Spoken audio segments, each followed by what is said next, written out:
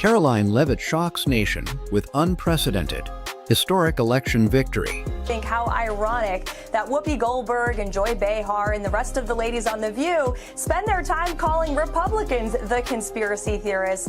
But they have been wrong about everything they have said over the last couple of... After months of courtroom drama, viral frenzy, and frantic damage control from ABC executives, Karoline Leavitt has done the unthinkable. She's just won her jaw-dropping $800 million defamation lawsuit against The View. Yes, you read that right. The once untouchable daytime TV giant has taken the hardest hit in its history. Whoopi Goldberg, Behar, and Sunny Hostin are stunned. Their credibility? Shaken. Their network? In full-blown crisis. As for Karoline, she didn't just win a lawsuit. She changed the game. This isn't just a personal victory, it's a seismic cultural moment. A bold declaration that legacy media no longer gets a free pass. Someone finally stood up and said, "Enough." So, how did we get here? What exactly did The View say that sparked this media firestorm? And how did Karoline Leavitt turn a viral hit piece into one of the biggest legal victories in media history? Buckle up, because this story is a roller coaster. But first, if you haven't already, hit that like button, tap subscribe, and stay tuned. What you're about to hear may change how you view daytime TV forever. It all started, as many View controversies do, with a smirk, a dismissive glance, and a jab so polished it could have been scripted. Karoline Leavitt wasn't naive. She knew what she was walking into, a hostile arena where conservative women are often caricatured, not heard. But she showed up anyway, poised, prepared, and steady. She came to talk policy. What she got? A televised ambush masked as harmless banter. They really don't like this woman. She's a good communicator. And so Behar just offered her analysis on why Leavitt was picked for the role. Behar led the charge, squinting across the table, voice dripping with sarcasm. With her signature smirk, sharp enough to sour cream, she jabbed, "Come on, Karoline's not here for her intellect. Trump probably just thinks she's a 10. The studio didn't laugh. It jeered. Applause, snorts, mocking grins. It all landed like punches. Then came Sunny Hostin, not waiting for the noise to fade before lobbing her own grenade. Let's be honest, this isn't about qualifications. She's just a poster child for privilege. End of story. It was a pile-on, shameless and unrelenting. And just when it seemed it couldn't get worse, Whoopi Goldberg leaned back, arms crossed, and delivered the line that lit the legal fuse. If it weren't for wokeness, you wouldn't even have a job. Boom. The clip exploded online. Hashtags like #KarolineSitup and #TheViewUnhinged trended. But Karoline?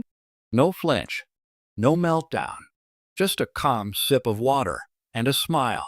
I am stating facts that your colleagues have stated in the past. Okay, now, as I'm for sorry, this guys. debate, We're going to the come back out to the expectation panel. for- Karoline, the thank you very much for expectation your time. These women are completely out of touch with reality. And you're right, ABC should wake up. Because in that moment, Karoline Leavitt didn't flinch. She was ready. As soon as the cameras stopped rolling, she made the call that would flip the script entirely. She dialed her legal team.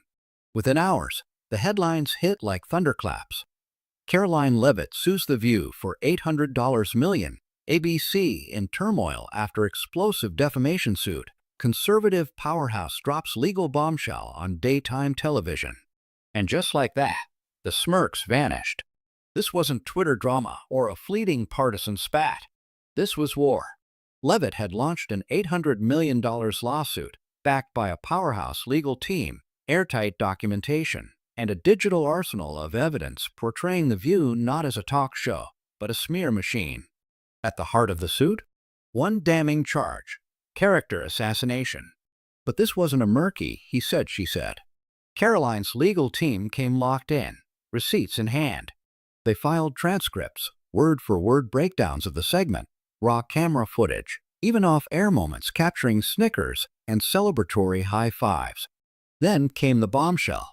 Internal Slack messages revealing producers plotting in advance. One note read, "Let joy open with the looks jab.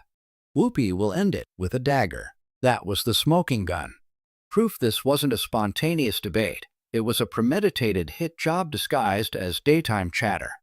ABC was blindsided. Executives scrambled. Legal teams worked overtime. PR was in full crisis mode. Suspension talks swirled. Internally, even ABC staffers admitted the truth. This wasn't just a scandal, it was a network implosion. President Trump's life echoed the sentiment that President Trump is a threat to democracy. And if you're a deranged lunatic and you're mentally ill, you will believe that lie. And yes, you will take political violence like we have seen in 2 instances against President Trump. Last week, Tim Walz and Kamala Harris said that everyone who showed up to President Trump's rally at Madison Square Garden was a Nazi. That's despicable, dangerous, divisive rhetoric that is spewed by the Democrat Party every single day. Suddenly, Karoline Leavitt wasn't just another guest on a talk show. She was the woman who shattered the illusion of harmless banter and exposed the darker side of performative media.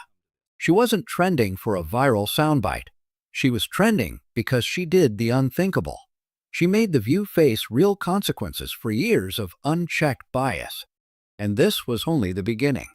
The moment the lawsuit hit national headlines, the energy inside ABC flipped. Smug turned to scramble. Behind the polished sets and bright lights, panic spread. Loud voices went quiet. According to insiders, Whoopi Goldberg was the first to crack. The legendary moderator, usually unfazed by controversy, quietly reached out to a mutual contact, asking to meet with Karoline. "Just talk," she said. "We don't have to let this get worse." But it already had. Next came Joy Behar, fiery on air. But behind closed doors? A different story. Sources say Joy personally called one of Karoline's lawyers, allegedly suggesting a statement or even a public apology. Then there was Sunny Hostin. As the only attorney at the